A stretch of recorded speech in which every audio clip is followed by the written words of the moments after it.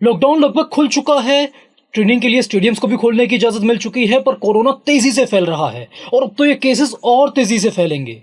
तो क्या ऐसे में हमें अपनी एकेडमी या क्लासेस खोल देनी चाहिए? और अगर ये खुलें, तो क्या हमें अपने बच्चों को इनमें ट्रेनिंग के लिए भेजना चाहिए? आइए जानते हैं।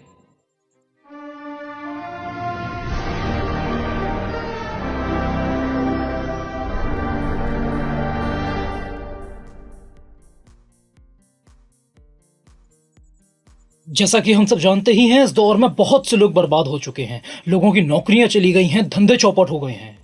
मार्शल आर्ट्स में भी बहुत से लोग थे जिन्होंने अपने लाखों रुपए इन्वेस्ट करके अपनी एकेडमियां खोली और अब वो बंद पड़ी हैं। और बहुत से लोग ऐसे थे जिनके पास तब भी पैसे नहीं थे। वो किसी पार्क या प्लॉट में इतनी छोटी सी क्लास चलाकर अपने परिवार का भार संभालते थे। तो प्रॉब्लम्स तो बहुत हैं, जेन्युइन हैं, सभी को हैं। तो क्या करें? जब मार्शल आर्ट्स क्लासेस शुरू हों तो अपने बच्चों को भेजना शुरू कर दें। मेरी राय में 7 या 8 साल तक के बच्चों को तो हमें एकेडमी क्लासेस या किसी भी ग्रुप एक्टिविटीज में नहीं भेजना चाहिए।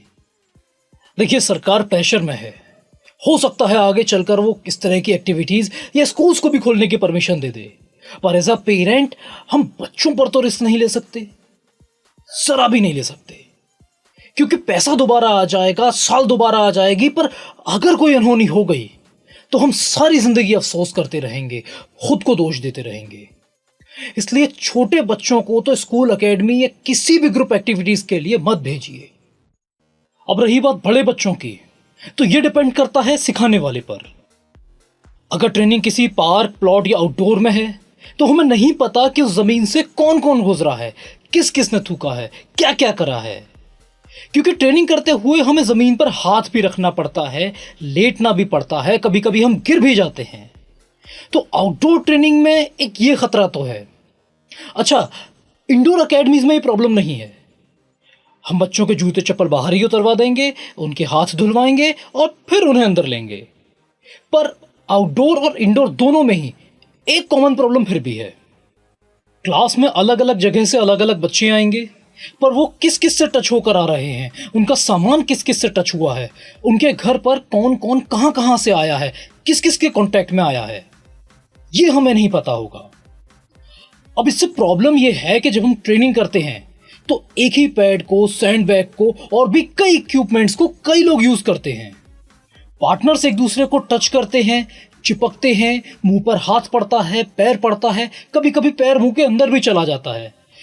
ट्रेनिंग के दौरान पसीना निकलता है, थूक निकलता है, कभी कभी खून भी निकल जाता है। इसलिए अगर उनमें से कोई एक बच्चा भी अगर इन्फेक्टेड हुआ या वायरस कैरियर हुआ तो सभी बच्चों के लिए खतरा हो सकता है। पर अभी तो कहा था कि सिखाने वाले पर डिपेंड करता है। हाँ, अगर कोच, पार्टनर या पेयर ट्रेनिंग को अवॉइड करे, बच्चे फिजिकल डिस्टेंस को मेंटेन करें, एयर में ट्रेनिंग करें, अगर कोई इक्विपमेंट यूज करना है तो अपना पर्सनल इक्विपमेंट यूज करें और उसे किसी के भी कांटेक्ट में ना आने दें, यानी किसी से भी टच ना होने दें। मास्क पहने, अगर आउटडोर में ट्रेनिंग कर रहे हैं तो जूते जरूर पहने। घर जाकर जूते अलग रखें, अच्छे से कपड़ों को धोएं, नहाएं, उसके बाद ही सब में शामिल हों या घर में बाकी जगह जाएं। अब बहुत से लोगों का ये सवाल होगा कि बिना पेयर के ट्रेनिंग का क्या मतलब है? मार्शल आर्ट की ट्रेनिंग तो पेयर में ही होगी ना। पर क्या करें, हालात ही ऐसे हैं। पेयर में ट्रेनिंग करना बिल्कुल भी सेफ नहीं है। एटलीस्ट जब तक हमें इसका कोई परमानेंट क्योर नहीं मिल जाता, तब तक तो पेयर ट्रेनिंग को अवॉइड करने में ही समझदारी है।